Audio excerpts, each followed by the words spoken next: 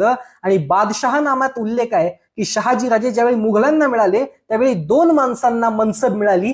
एक तर होते शहाजीराजे, पण दुसरे होते छत्रपती शिवाजी महाराजांचे थोरले बंधू वय वर्ष 9 संभाजीराजे. यांना 2000ची मनसब दिल्याचे उल्लेख आपल्याला आढळतात. 9व्या वर्षी त्यांना मनसब मिळालेली आहे. 9व्या वर्षी एवढ्या लहानपणी शहाजीराजांनी कारकिर्दीची सुरुवात झाली आणि शहाजीराजांनी ठरवलं की ह्या मुघलांचा आपला शत्रू कसा आहे, आपले मित्र कसे आहेत, या सगळ्यांचा जवळून परिचय हा संभाजीराजांना घडून आणायचा.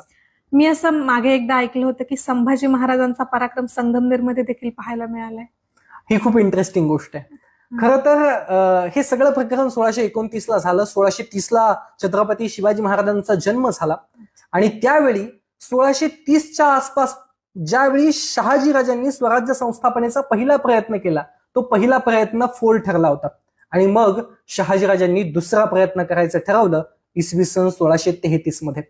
12-13 वर्षाचे संभाजीराजे या शहाजीराजांच्या सोबत होते.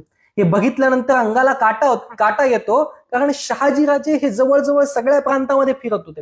म्हणजे अगदी तळकोकणापासून तर इकडे संभाजीनगर पर्यंत आणि संगमनेर पासून तर अगदी माहुली भागापर्यंत इथपर्यंत या शहाजीराजांची घोडदौड चालू होती. आणि शहाजीराजे एकटे नव्हते, तर 12-13 वर्षाचे संभाजीराजे त्यांच्यासोबत होते.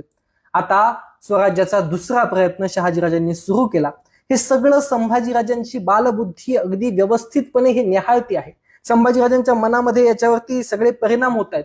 आणि हे सगळं पाहत असताना इसवी सन 1635-36चा कालखंड उजाडतो आणि त्यावेळेस दक्षिणेत मध्ये स्वतः शहाजहान येतो आणि शहाजहान ठरवतो हे शहाजीराजांचं राज्य बुडवलं पाहिजे. आणि म्हणून तो शहाजहान आपल्या मेहुण्याला अर्थात औरंगजेबाच्या मामाची नेमणूक करतो हे शहाजीराजांचं स्वराज्य बुडवायला. त्याचं नाव शाहिस्तेखान. तो शाहिस्तेखान चालून येतोय स्वराज्यावरती.